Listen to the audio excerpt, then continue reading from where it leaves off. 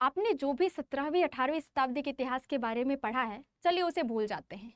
और आज हम डिस्कस करते हैं एक ऐसे साम्राज्य के बारे में जो एक गतिशील शक्ति के रूप में धीरे से उभरता है और एक विस्फोटक साम्राज्य के रूप में सामने आता है। और वो सपना लेकर आता है हिंदू स्वराज का, जो कि अटक से कटक तक विस्तार की बात करता है। शायद आप लोगों को पता होगा कि मराठा साम्राज्य अपने चरम पर जब था तो मुगल साम्राज्य से कहीं अधिक विकसित और विस्तृत था। So hello, welcome back to my channel which is learn history with fun. और आज की क्लास में हम बात करने वाले हैं एक ऐसे गौरवशाली साम्राज्य के बारे में जिसे मराठा साम्राज्य बोला जाता है। मराठा साम्राज्य बोलते ही हमारे रगों में कहीं ना कहीं एक गौरव का फ्लो होने लगता है, एक गौरवीय भावना महसूस होती है। हम महसूस करते हैं छत्रपति शिवाजी महाराज को, छत्रपति संभाजी महाराज को, कि स्वराज के लिए कैसे उन्होंने अपना सब कुछ न्यौछावर कर दिया एक स्वराज के लिए। तो हम सबसे पहले देखते हैं कि मराठा साम्राज्य के उदय का कारण क्या था। मराठा साम्राज्य के उदय का कारण की जब बात करते हैं तो उसमें सबसे मेजर रोल बोला जाता है कि छत्रपति शिवाजी महाराज का रोल है। अब छत्रपति शिवाजी महाराज को भी पुश करने के लिए कुछ ना कुछ तो चीजें रही होंगी जिन्होंने उन्हें इस चीज के लिए इंस्पायर किया होगा।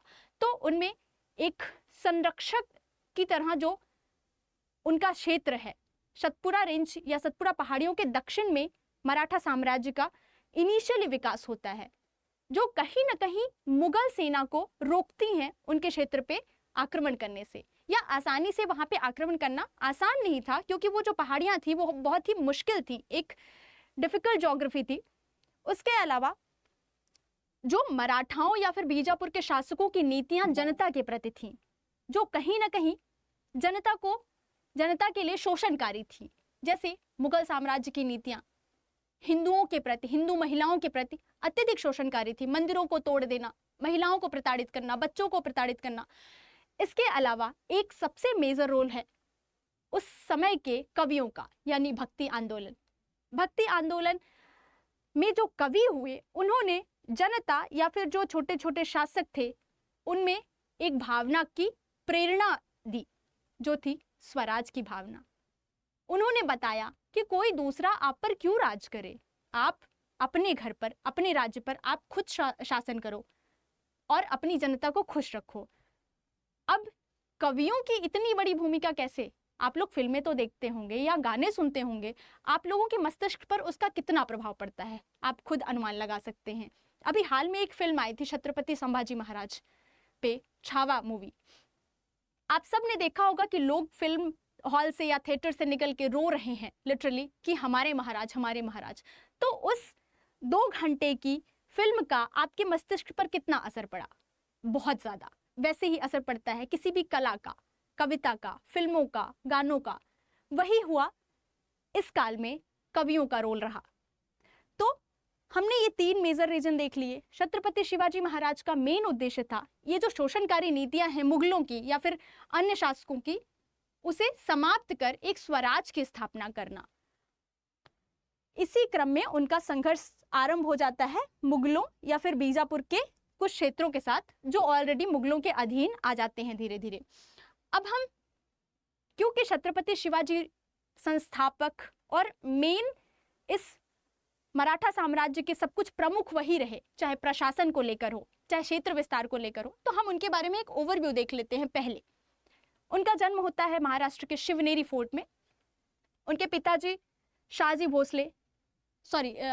भोसले और माता जीजाबाई के यहाँ जन्म होता है। शाहजी भोसले जो हैं वो पुणे के जागीरदार होते हैं, जो बीजापुर एम्पायर के अंडर आता है।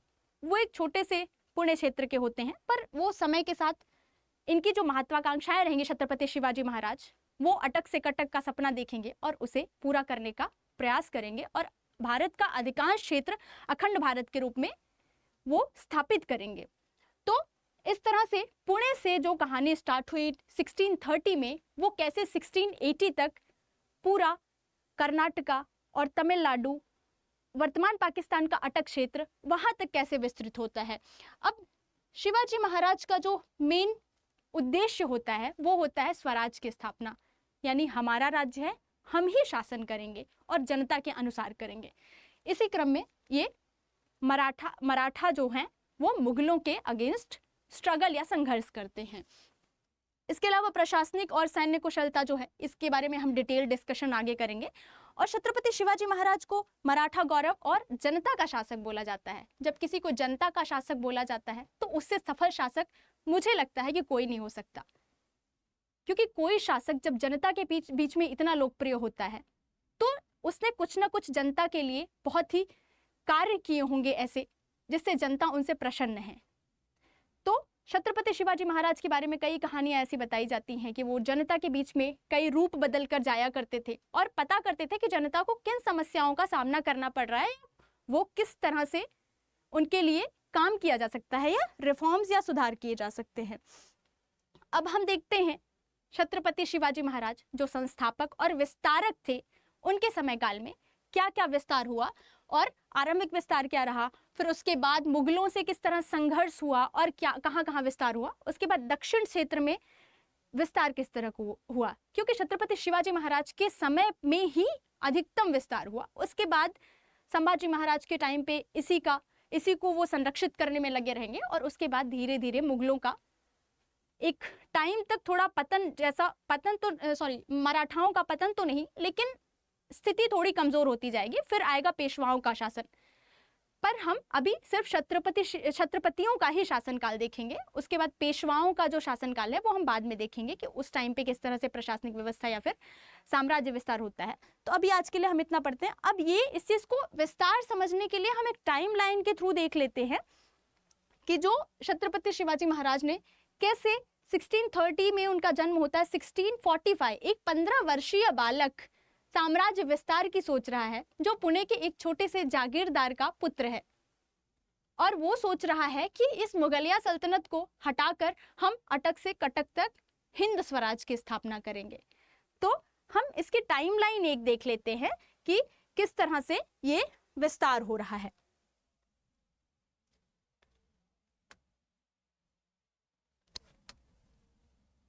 सबसे पहले हम शिवाजी महाराज के टाइम पे उन्हें तो शुरुआत कहाँ से की, तो ये शुरुआत की उन्होंने पुणे से। अपने पिताजी की जागीरी मिलने के बाद उन्होंने सबसे पहले तोरना फोर्ट को जीता। ये जीता है उन्होंने 1645। मात्र 15 वर्ष की आयु में वो तोरना फोर्ट को विजित कर लेते हैं। उसके बाद वो 1647 में कोंढाना,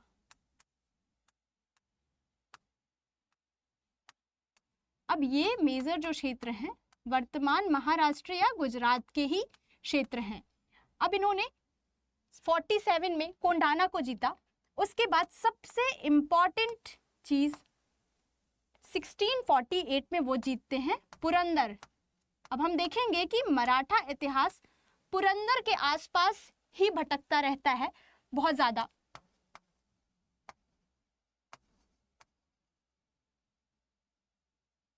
और इसके बाद एक इंपॉर्टेंट जो है ये अर्ली एक्सपांशन जो है मराठाओं का वो चल रहा है। अभी जब मुगलों से स्ट्रगल स्टार्ट होगा वो अलग चीज होगी। मुगलों से जो स्ट्रगल है वो बहुत इंटरेस्टिंग है और बहुत ड्रामेटिक है, किसी फिल्म जैसा है कि कैसे छत्रपति शिवाजी महाराज मुगलों से स्ट्रगल करते हैं, वहां से आगरा फोर्ट से एस्केप होते हैं और वापस से अपने पार को रिस्टोर करते हैं।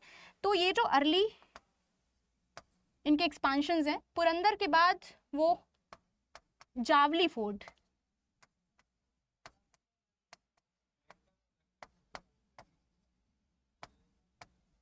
जावली फोर्ट में अपना राज्य विस्तार करते हैं। अब ये एक इतने कम उम्र का बालक जो लगातार अपना साम्राज्य विस्तार कर रहा है, तो औरंगजेब जो कि उनका समकालीन था मुगल शासक, उसे ये बर्दाश्त नहीं होता और वो इसे किसी भी तरह से रोकने का प्रयास करता है। छत्रपति शिवाजी महाराज ने जावली पर आक्रमण करके उसे अपने आप में मिला लिया। उसके बाद उन्होंने धीरे धीरे करके जो बीजापुर के क्षेत्र हैं उनको भी जीतना स्टार्ट कर दिया। तब मुगल शासक यानी कि जो औरंगजेब उस समय पर था, उसने बोला कि इसे नियंत्रित करना बहुत जरूरी है। इसी क्रम में उन्होंने बीजापुर के शासक को बोला कि इसे किसी भी तरह से नियंत्रित करो। तो हम देखेंगे कि जो दूसरा फेज है उसमें मुगलों से संघर्ष होता है।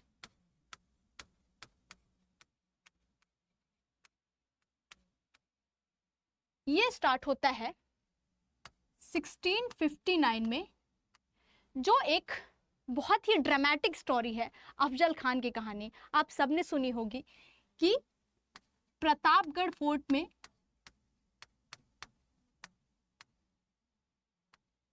प्रतापगढ़ का युद्ध से बोला जाता है या संघर्ष बोला जाता है प्रतापगढ़ के संदर्भ में। ये तो किस तरह से अफजल खान, जो कि एक बहुत ही शक्तिशाली व्यक्ति था, जो बीजापुर के शासक द्वारा भेजा जाता है छत्रपति शिवाजी महाराज को समाप्त करने के लिए, तो उसी क्रम में छत्रपति शिवाजी महाराज को वो चूहे की संज्ञा देता है। वो कहता है कि वो एक चूहे की तरह है जिसे मैं एक झट से या फिर तुरंत उसे समाप्त कर सकता हूं।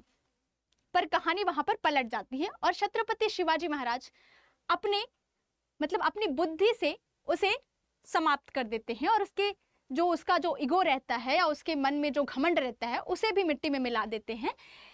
59 में प्रतापगढ़ को विजित करने के बाद अब शिवाजी महाराज की जो महत्वाकांक्षाएं हैं वो और बढ़ने लगती हैं और 1664 में ये सूरत की पहली लूट होती है। अब ये सूरत की जो लूट है ये आर्थिक और रणनीतिक यानी स्ट्रैटेजिक दोनों तरीके से मराठा साम्राज्य के लिए बहुत ही इंपॉर्टेंट रोल प्ले करती हैं। यानी ये सूरत एक ऐसा क्षेत्र था जो मुगल साम्राज्य के लिए, मुगल के इकोनॉमी में बहुत इंपॉर्टेंट रोल प्ले करता था। अब ये लगातार मुगल क्षेत्र में हस्तक्षेप की बात आ रही है जो मुगल शासक औरंगजेब को और भी ज्यादा परेशान कर रही है। अब सूरत के बाद हम देखते हैं कि 64 में सूरत की लूट हुई। अब 1665 में पुरंदर में एक युद्ध होगा। अब ये युद्ध बहुत ही ज्यादा एक टर्निंग पॉइंट लाता है मराठा एम्पायर के लिए। 1665 में जो जय सिंह रहेंगे, आमेर के शासक जय सिंह, वो मुगल सल्तनत या मुगल शासन की तरफ से पीछे से धोखा देते हैं छत्रपति शिवाजी महाराज को और छत्रपति शिवाजी महाराज की पराजय होती है। ये युद्ध होता है मुगल और मराठा और मुगल के बीच में। अब एक यहां पे बहुत इंपॉर्टेंट संधि होगी जिसे हम पुरंदर की संधि बोलते हैं।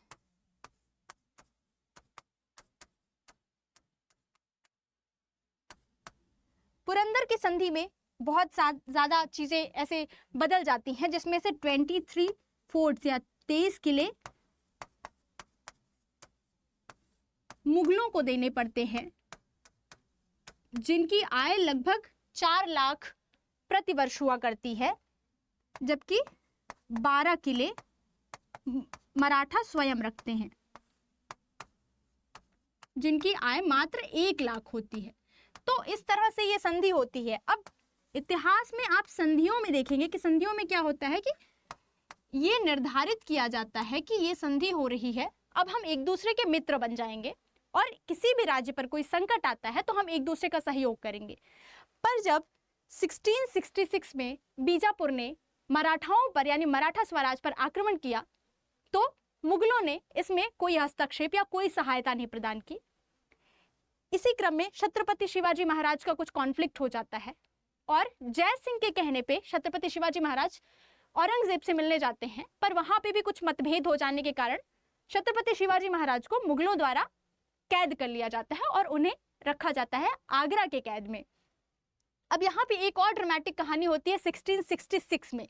छत्रपति शिवाजी महाराज को एक कायर की तरह जेल में बैठना तो शोभा नहीं देता, राइट? तो वो करेंगे एक कॉन्स्पिरेसी, वो अलग तरह से, वो 1666 में आगरा से भाग जाते हैं।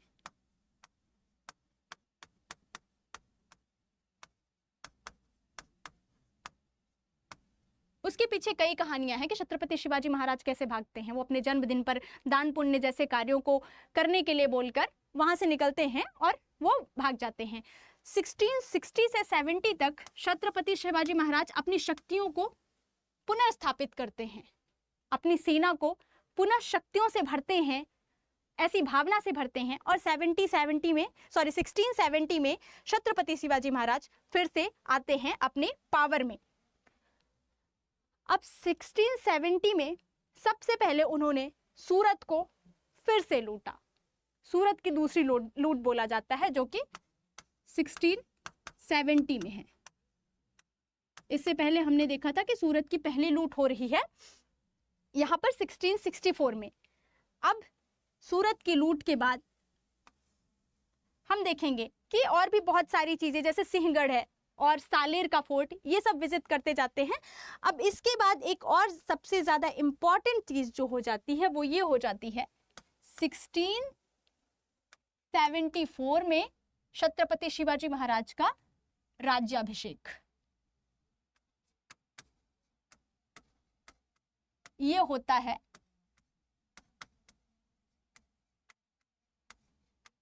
रायगढ़ फोर्ट पे, यानी रायगढ़ किले में, जो कि वर्तमान महाराष्ट्र में है।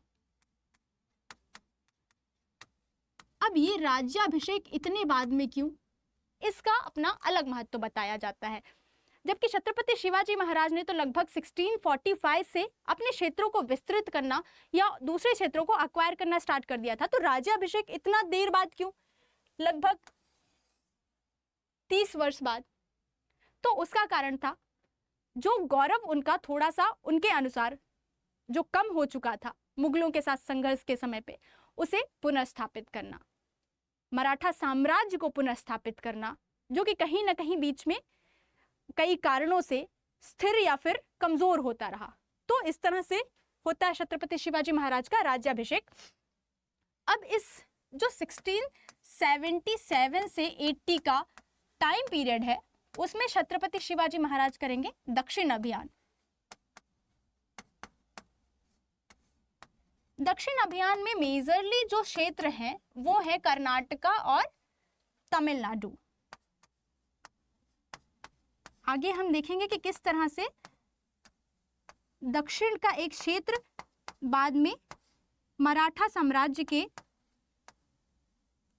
कुछ शासकों के पलायन के लिए उनका एक क्षेत्र बना, जहां पर वो कुछ समय तक छुप कर रहे।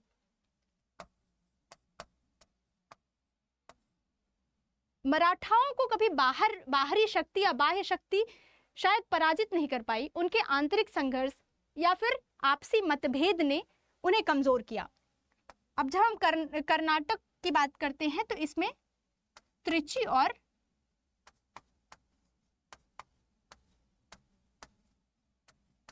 मैसूर है, और जब हम तमिलनाडु की बात करते हैं तो इसमें है वेलोर और जिंजी या गिंगी, कुछ जगह इसे गिंगी भी लिखा मिलता है।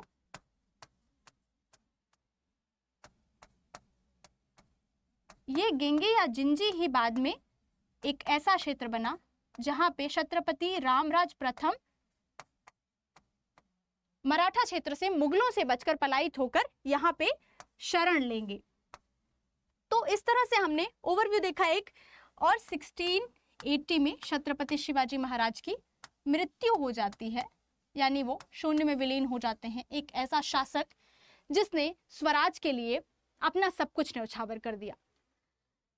तो इसके बाद हम देखते हैं कि ये विस्तार किस तरह से हुआ, और उसके बाद हम संभाजी महाराज के बारे में पढ़ लेते हैं। हालांकि इन्हें साम्राज्य विस्तार का अवसर नहीं मिला, ये छत्रपति शिवाजी महाराज के पुत्र और उत्तराधिकारी थे, बड़े पुत्र थे।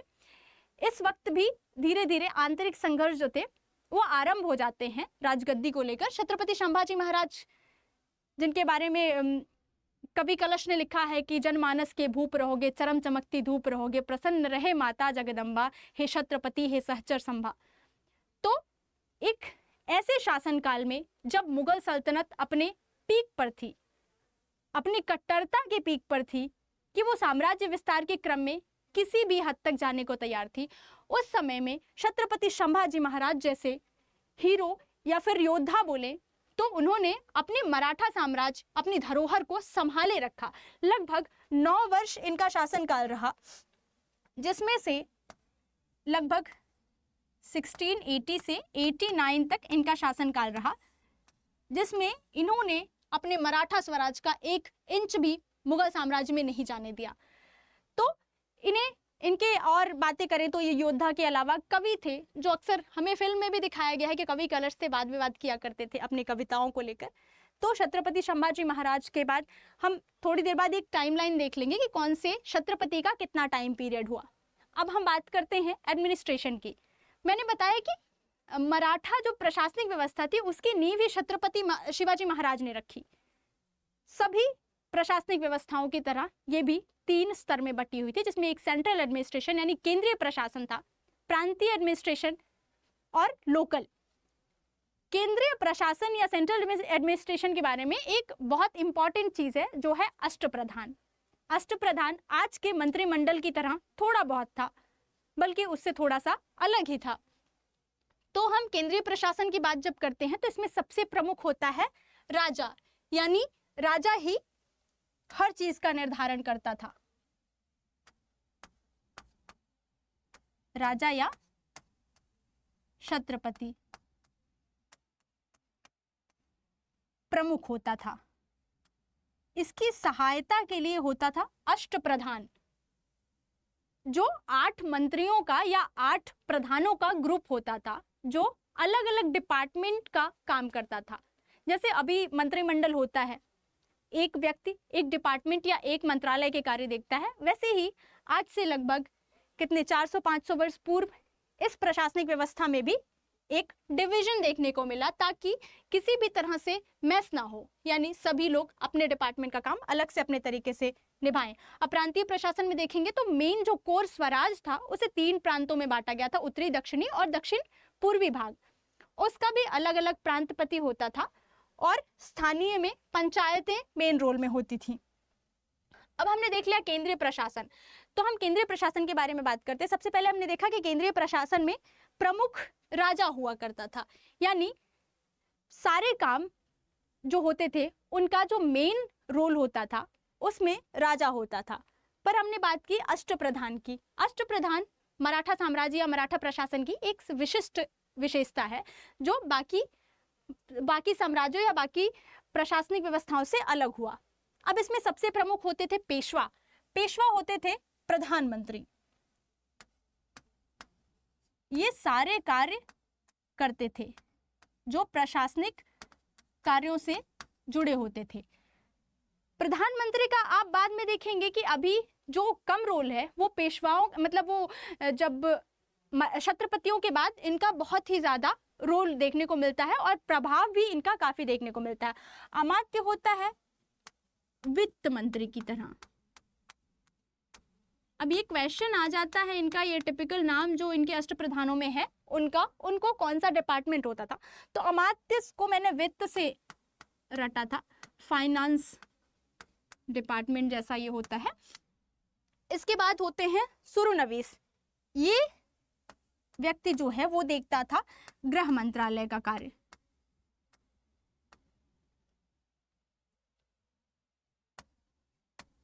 जैसे वर्तमान में होम मिनिस्ट्री होती है, वो सारे घर के चीजों को देखती है, उसी प्रकार ये राज्य के आंतरिक मामलों को देखता था। आंतरिक मामलों में प्रशासन से जुड़ी चीजें जो होती थी उन सबको देखा करता था। सुरुनवीस जो है वो सुरुनवीस का कार्य होता है सचिव का। ये सचिव का कार्य करता है, जो सभी लेखा जोखा रखता है या पत्राचार्य का कार्य करता है। जैसे हम पंचायत सीरीज में सचिव जी को देखते हैं, पत्राचार्य का कार्य जनता और प्रधान जी के बीच में एक पत्राचार की भूमिका निभाते हैं, वैसे ही सुरुनवीस का कार्य पत्राचार का होता था। वाक्यानवीस की हम बात करते हैं तो ये होता था गृह मंत्री, या फिर राज्य की जो आंतरिक व्यवस्था होती थी उनको देखा करता था। अब सरे नौबत जो होता था वो सेना का प्रमुख होता था।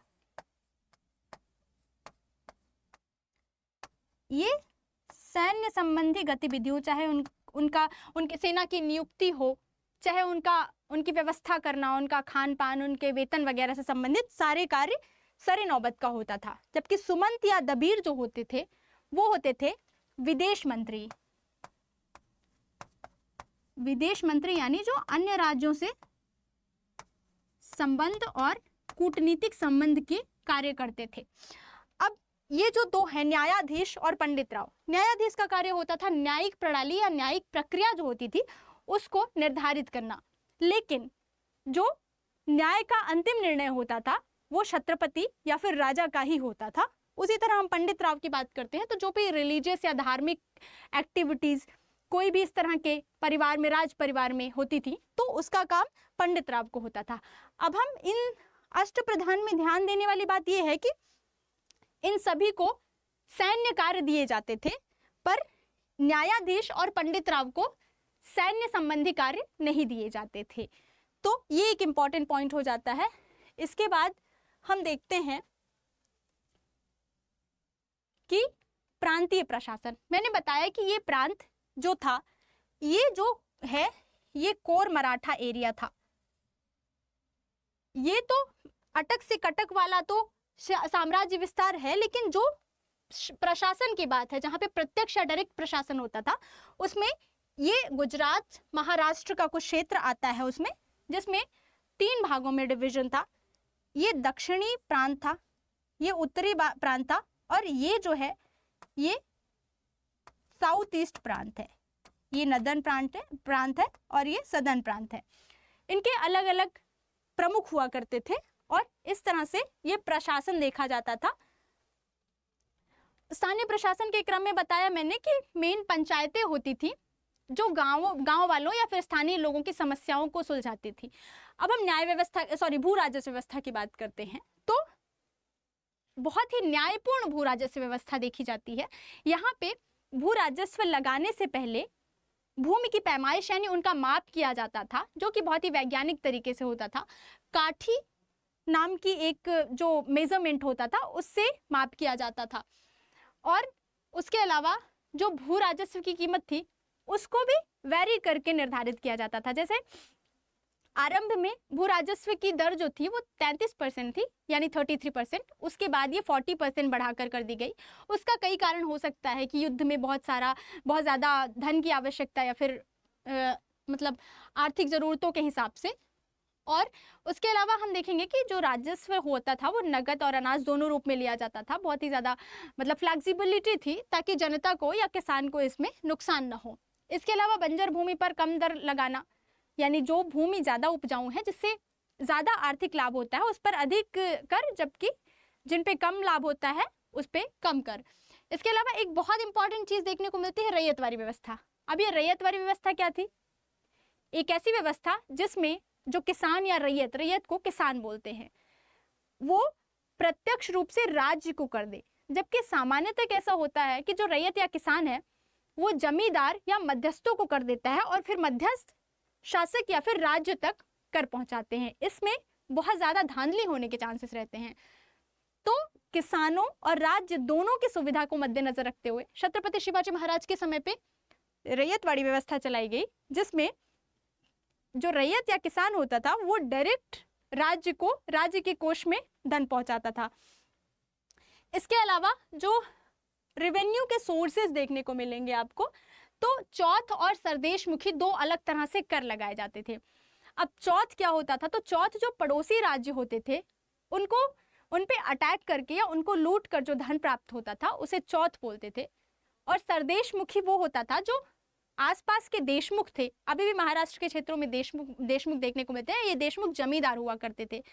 ये अपने आप को जो मतलब छत्रपति के अंडर मानते थे, तो ये अपनी आय का या अपने क्षेत्र की आय का 1/10 भाग जो है कर वो छत्रपति या फिर मराठा साम्राज्य में राज्य को दिया करते थे। और चौथ जो है वो लूट का 1/4 भाग जो होता था वो राज्य के कोष में आता था। तो इस तरह से हमारे पास जो सोर्सेस थे इनकम के वो थे। अब जुडिशरी या फिर न्याय व्यवस्था की बात करें तो सबसे पहले देखेंगे कि हाजिर मजलिस करके जो कोर्ट हुआ करती थी वो न्यायालय की तरह काम करती थी। उसके अलावा जो पंचायतें थी, स्थानीय स्तर पर पंचायतें इसका काम करती थी, मतलब जनता को जस्टिस या न्याय प्रदान करने के लिए।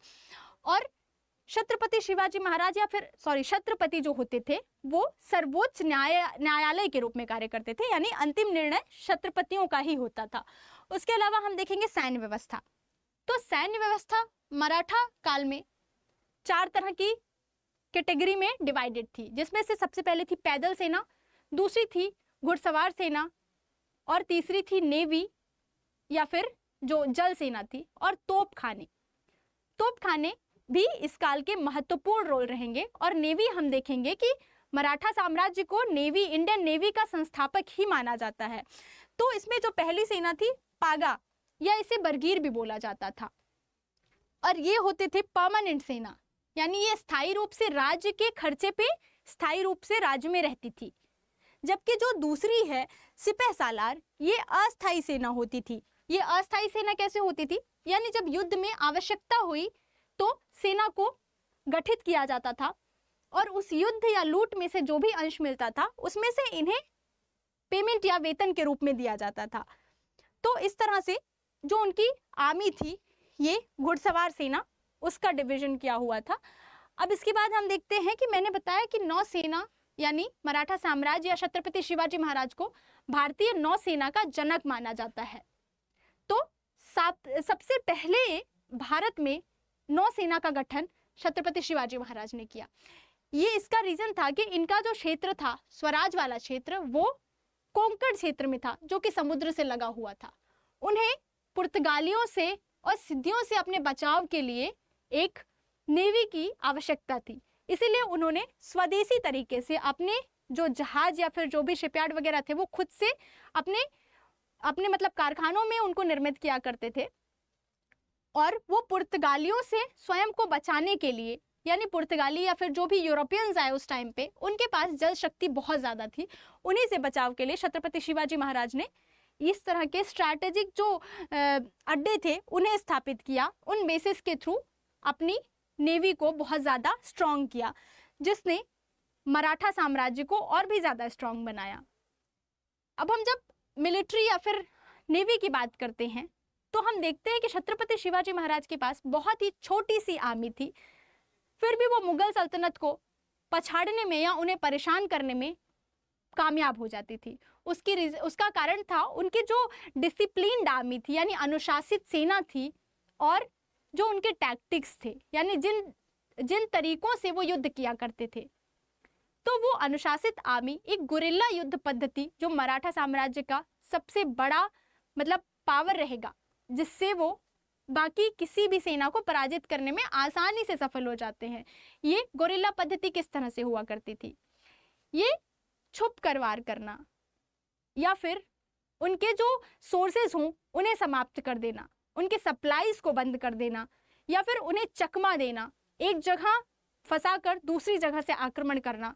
ये सब हमें कई फिल्मों में भी दिखाया गया है। जो भी मराठा साम्राज्य से जुड़ी जितनी भी फिल्में बनी हैं उन सब में ये चीज़ें दिखाई गई हैं, जो मराठाओं के मतलब बुद्धिमत्ता को दिखाती हैं कि एक छोटी सेना कैसे इतनी बड़ी मुगल सेना के सामने एक बहुत ही बड़ी सेना के मतलब बहुत ही मजबूत सेना के रूप में दिखाई देती है।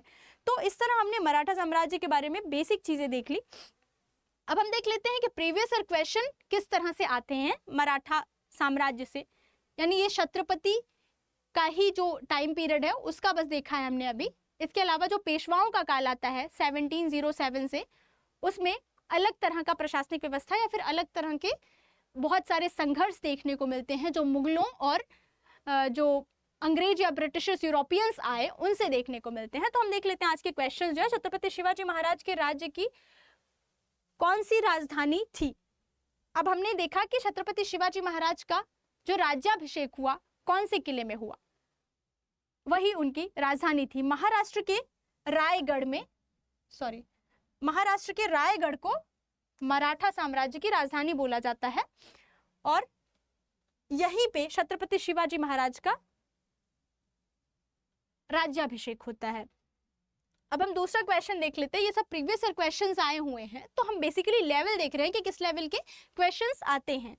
तो इसमें पूछा कि शिवाजी महाराज की प्रशासन में सहायता करने वाले मंत्रियों के परिषद को क्या कहा जाता था। यानी वो जो एक मैंने बोला कि ग्रुप ऑफ मिनिस्टर्स हुआ करता था, मंत्रियों का समूह हुआ करता था, छत्रपति शिवाजी काल में प्रशासनिक सहायता के लिए गठित किया गया था। वो मराठा साम्राज्य की एक विशेषता है, एक अनूठी विशेषता है, वो क्या थी।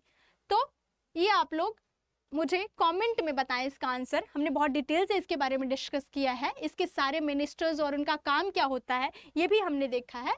तो आप लोग कमेंट में बताएं, और आप लोग अगर देखते हैं मेरी क्लास को तो आप लोग प्लीज़ फीडबैक ज़रूर दे दिया करें, ताकि मेरे में जो भी अभी कुछ भी मिस्टेक्स हो रही हैं या कुछ भी दिक्कत आ रही है तो मैं उसे इम्प्रूव करूँ। और आप अगले टॉपिक भी मुझे सजेस्ट कर सकते हैं कि किस टॉपिक पे क्लास बनाई जाए।